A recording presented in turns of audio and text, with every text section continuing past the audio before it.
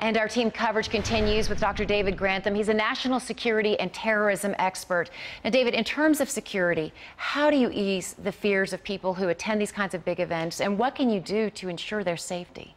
The first thing, as we already saw with the Arlington police, that you need to beef up security, show music goers, anyone who's at these concerts, that there is extra security. The big thing is plain clothes. That's just a visible comfort for people, but you're also going to see more plain clothes, or you probably won't see them, but they're going to be there.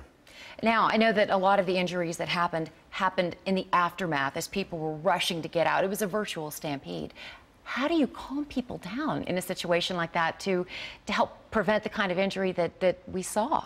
Unfortunately, in an urban setting like that, where you saw there isn't much room to move, that's very hard to prevent. It's human nature, right? I mean, it is, and the best you can do is have egress and exit things that are set up to direct people. But in a situation like that, it's very difficult to calm that many people and direct them different directions. You know, we've heard from other security experts to suggest that people should take charge of their own security, so to speak, by knowing the exit routes and things like that. How many people, though, do you think are realistically going to do stuff like that? Unfortunately, not many, but I would encourage everyone. That is the key.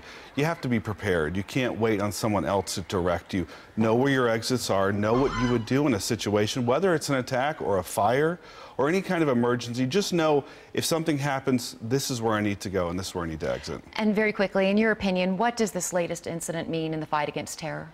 It's a stark reminder that we are still in the middle of it.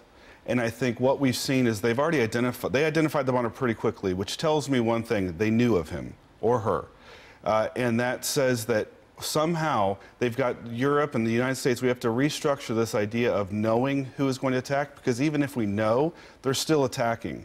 And that's a problem. So we're going to have to figure out how to address that. We can't just know who they are. We're going to have to address beyond simply knowing the attacker. David Grantham, thank you so much for being with us this morning. We appreciate it.